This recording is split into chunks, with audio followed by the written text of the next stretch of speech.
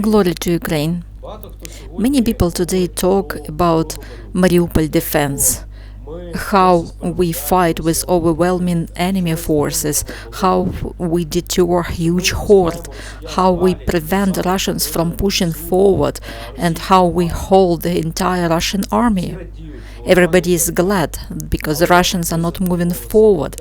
But have you thought how we feel here, how to fight in such conditions, how Mariupol defenders feel?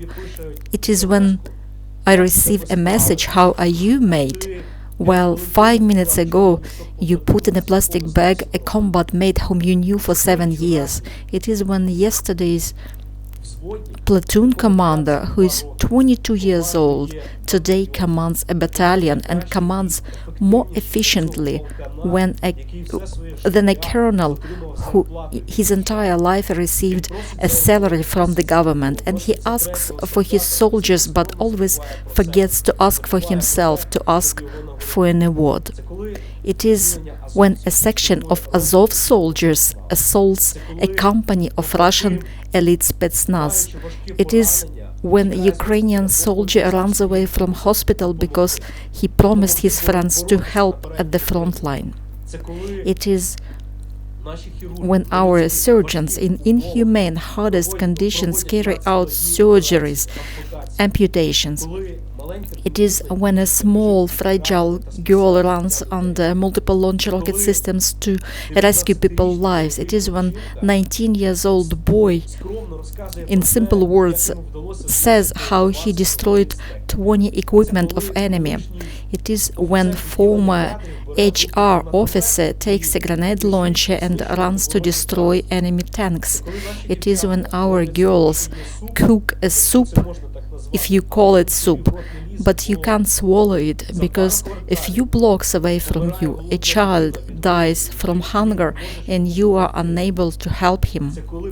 It is when an injured officer shouts "Glory to Ukraine" and blows himself up not to be taken captive. It is when a driver with 2 jelly tanks runs under artillery fire because he needs to fuel an evacuation automobile.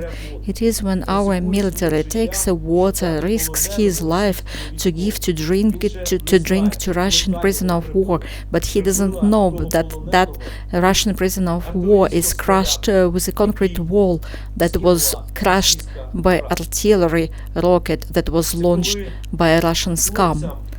It is when boys in their sleep hear the cries of children and people who were burnt alive by Russian flamethrowers. It is when friends cannot look in your eyes because they're ashamed to tell that they are scared to come to help you. It is politicians who always tell publicly that they are control situation and they are in touch with you, but over 2 weeks nobody picks up the phone and there is no communication with them.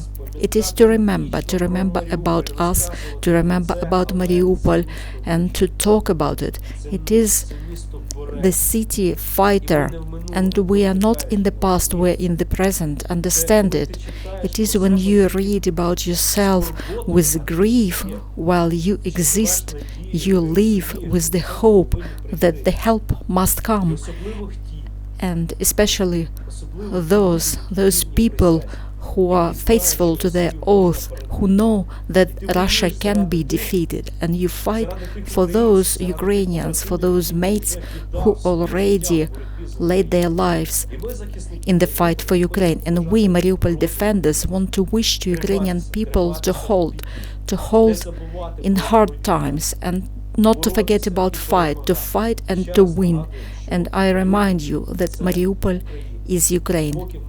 As long as we are here, Mariupol will continue be Ukrainian.